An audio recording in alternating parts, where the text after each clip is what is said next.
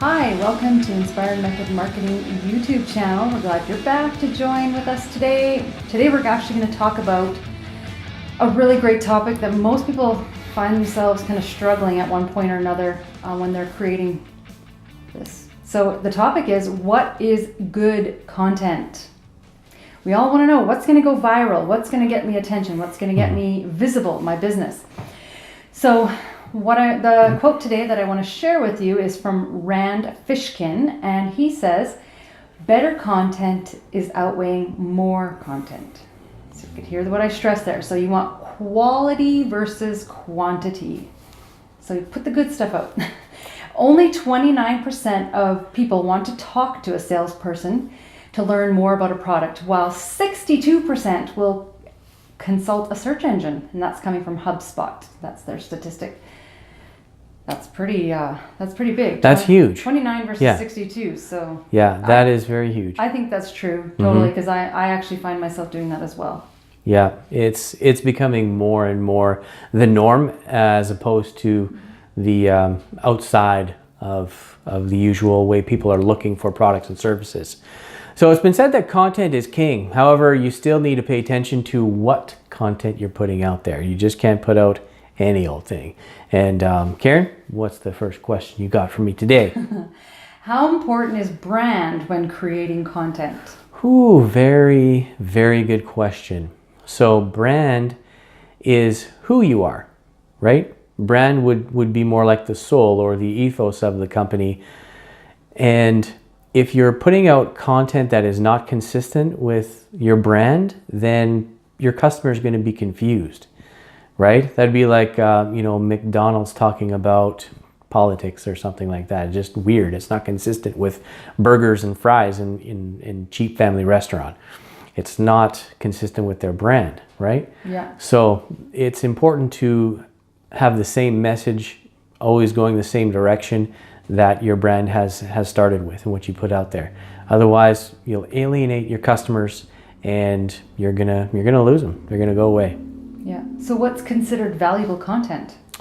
So valuable content, according to Google, they look for the EAT or EAT. Content shows your expertise, shows your authority on a subject, and trustworthiness. So you have to hit all those boxes for Google to really love the content that you're putting out. And then also for your audience. It has to be rich content. It's got to be something that is relevant to them and provides them information that they're looking for.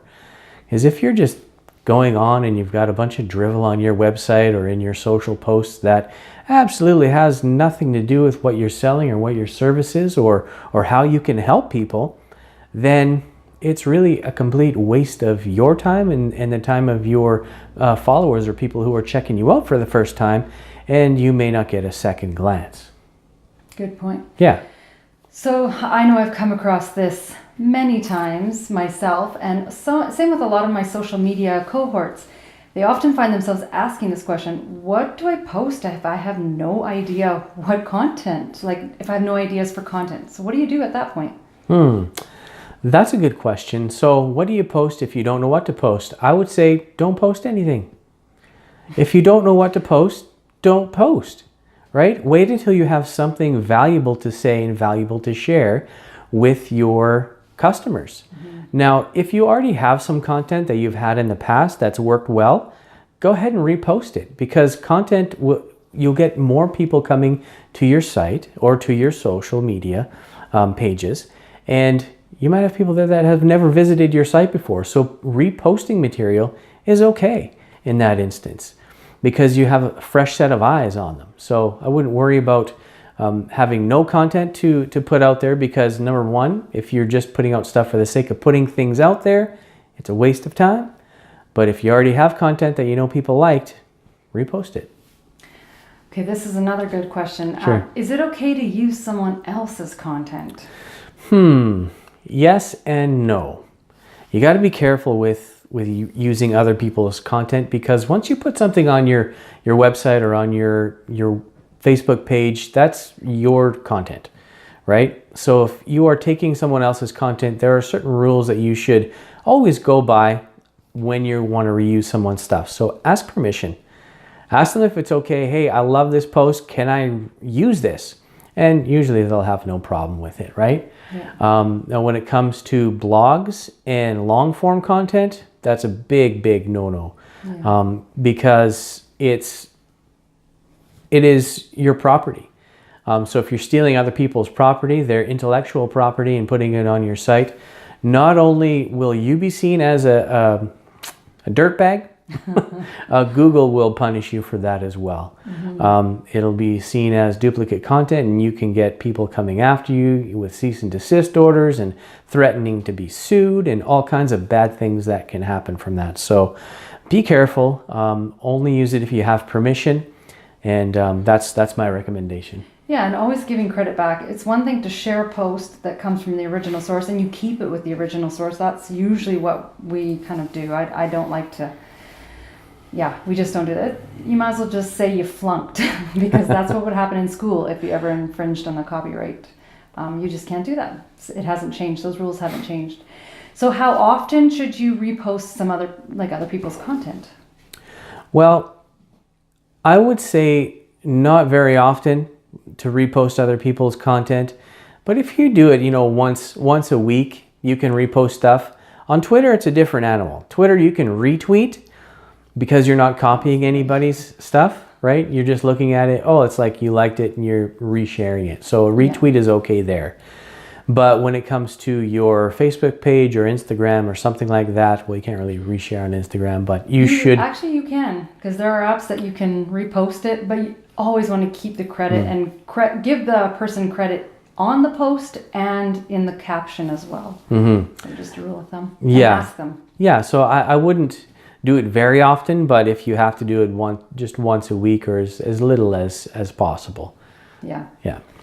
So what are some good rules to follow when reposting other people's content? We already kind of said. We kind of went over a lot of those. Give credit where credit is due. Ask permission.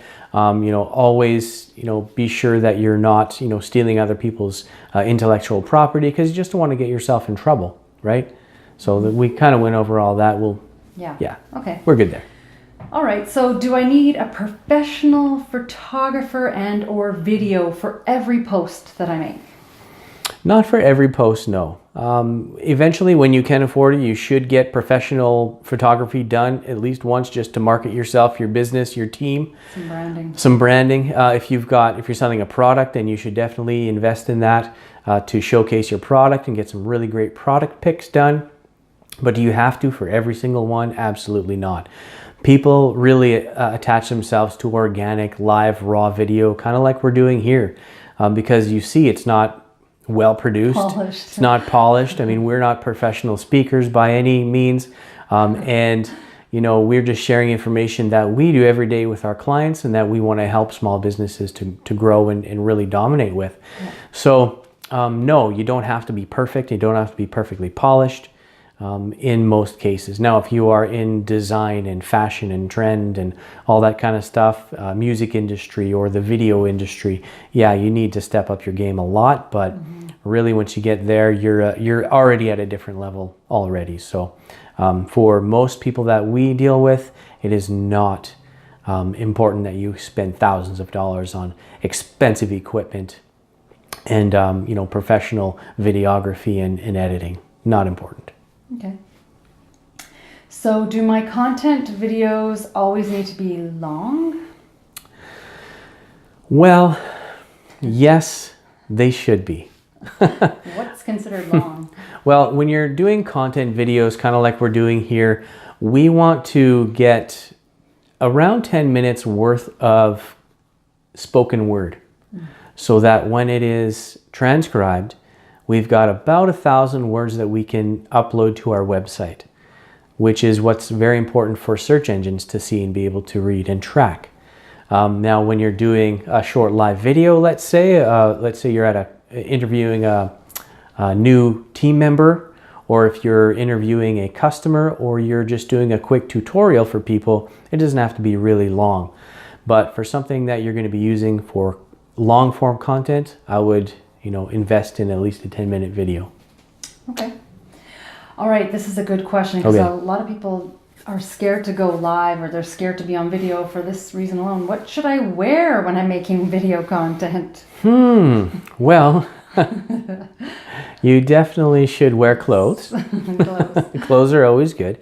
Something that represents your brand, something that represents who you are, what you do. If you have a uniform, you should wear the uniform. Right. If you guys always show up to the door with a hat, a crisp new t-shirt on, you should definitely be showing up in that. You should not show up that being inconsistent with your brand. So don't show up, dirty, nasty, holes in your clothes, looking like a Walmart shopper. No offense, Walmart, but you know what I mean. You see those videos where like, oh, there's a Walmart shopper, someone who's wearing something completely inappropriate, off-brand. Usually it's pajama bottoms. Yeah, pajama bottoms and tank tops. Don't do that. But yeah, something that's consistent with your brand and with the image that you want to portray in the marketplace. Okay, one last question. Sure. Should I have a call to action on every post that I put out there? I'm going to say yeah. You should put a call to action. What does that look like? Call us, click, share, give us a thumbs up if you like what we're doing. Give us a heart, things like that. So have somebody, asking them to either call, write, email, visit our website, subscribe to our YouTube channel, those types of things, so that you can, get a bigger audience. And then once you have a database of people and you have email addresses and names and cell numbers, then you can continue to retarget them and make offers to them down the road. Great. Well, there you have it. Now you know what constitutes good content. You want quality over quantity, and that's a great video. Good job on all that information. Can't wait to get out there and make some content. Yay. All right, so subscribe to our channel, hit the like button. I'll give you that call to action. And we'll see you on the next video for more marketing advice. Bye. Bye.